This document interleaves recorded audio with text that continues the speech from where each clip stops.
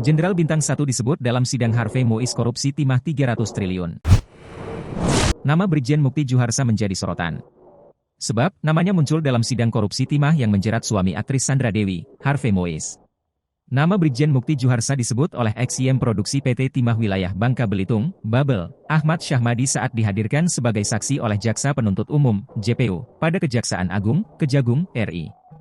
Ia menjadi saksi dalam perkara dugaan korupsi pengelolaan tata niaga komoditas timah di wilayah izin usaha pertambangan, IUP, di PT Timah Tbk tahun 2015 hingga 2022. Dilansir dari Kompas.com, penyebutan nama polisi bintang 1 Polri itu terjadi ketika Ketua Majelis Hakim Eko Arianto menggali pengetahuan Syahmadi tentang Harvey Mois. Kepada Hakim, Syahmadi mengatakan, dirinya mengetahui Harvey Mois dari grup aplikasi pesan WhatsApp WA. Dia bilang, dari grup yang berisi pemilik smelter tersebut terdapat nama suami Sandra Dewi itu. Dari forum para pemilik smelter itu dibuatlah grup WA, ungkap Syahmadi. Banyak membernya, tanya Hakim. Kurang lebih 25-30 saya enggak ingat persis, kata Syahmadi. Hakim Eko pun terus menggali fungsi grup tersebut. Dari sini, terungkap nama Mukti Juharsa. Siapa yang punya inisiatif untuk membuat WA grup, kata Hakim. Saya dimasukkan sebagai member, jawab Syahmadi. Adminnya siapa, timpal Hakim.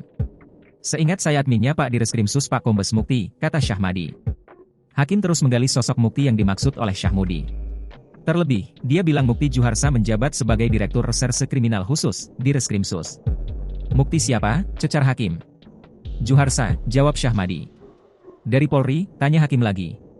Dari Polda, kata Syahmadi. Hakim terus menggali sosok Mukti Juharsa, termasuk Polda tempat Mukti bekerja. Mukti Juharsa pernah menjabat sebagai Direskrim Sus Polda Bangka Belitung pada tahun 2016.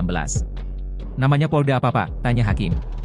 Polda Kepulauan Bangka Belitung, kata Syahmadi.